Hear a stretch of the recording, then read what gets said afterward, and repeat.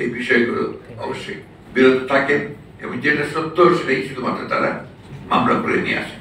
তাহলে এখন যেভাবে মামলা হচ্ছে সেটা আমি মনে করি যে সেটা এই যে বিপ্লব হয়ে গেছে, এই বিপ্লবকে আপনার সংহত করবে না। আমরা যে উদ্দেশ্য আমাদের যে একটা আপনার এই ইন্টারিম গভর্নমেন্ট সংস্কারগুলো করে তারা একটা নির্বাচনের দিকে যাবে, সেই উদ্দেশ্যটা অনেক সময় ব্যাহত হওয়ার সম্ভাবনা আছে। আরেকটা কথা যেটা আমি বারবার বলছি, আমরাও বলছি, যে এই বিপ্লবকে ব্যর্থ করার জন্য কিন্তু একটা গভীর ষড়যন্ত্র রয়েছে, চক্রান্ত আছে।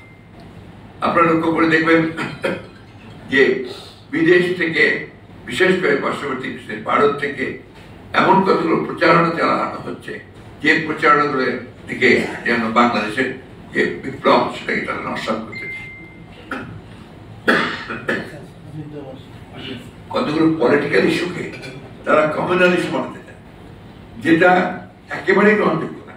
আপনার প্রথম দিকে যে ক্যাম্পেইন চালানো হয়েছে যেখানে মাইনরিটিদের উপর অত্যাচার নির্যাতন চলছে, এর বোধহয় 1-2% সঠিক না, এবং যে ঘটনাগুলো ঘটেছে সেগুলো কিন্তু আপনার কমিউনাল এবং অ্যাট দি সেম টাইম এর সঙ্গে পলিটিক্স, আমি সরি কমিউনাল না কিন্তু পলিটিক্যাল। সেই জিনিসটা আমাদের কিন্তু দেশের স্বার্থে, জনগণের স্বার্থে এটাকে আপনার প্রচার করা উচিত।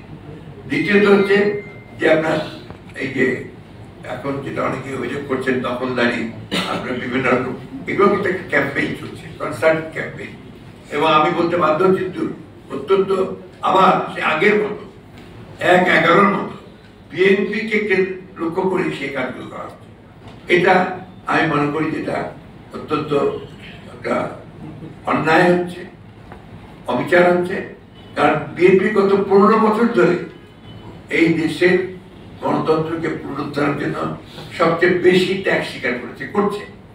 বিএনপি চেয়ারপারসন 6 বছর জেলে ছিল এবং সম্পূর্ণ মিথ্যা একটা ফেক মামলায়। ভারপ্রাপ্ত চেয়ারম্যান বিদেশে নির্বাসিত অবস্থায় আছে।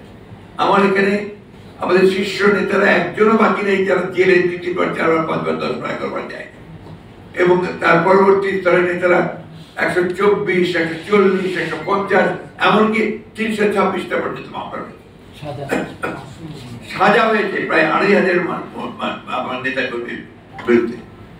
গুম হয়ে গেছে আমাদের 700-800 নেতা কর্মী, হত্যা হয়েছে, নিহত হয়েছে, শহীদ হয়েছে প্রায় আপনার মোট 2,500, গ্রেফতার হয়েছে হাজার হাজার। একটা সবাই আসে আর গ্রেফতার হয়ে যায় 37,000, 28,000 মতো একই সঙ্গে। এই বিষয়গুলো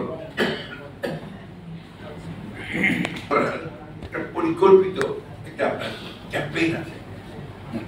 আমরা এই যে দীর্ঘকাল সংগ্রাম করেছি, লড়াই করেছি, 15 বছর ধরে করছি, উদ্দেশ্য তো আমাদের একটা ছিল কি, সেটা রেস্টোরেশন অফ ডেমোক্রেসি, গণতন্ত্রের পুনরুদ্ধার।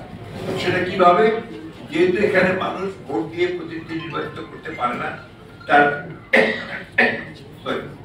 যে অধিকার তাকে সে প্রয়োগ করতে পারে না, সেই কারণে কিন্তু আমরা ভোটের অধিকার প্রয়োগের লড়াইটা লড়েছি।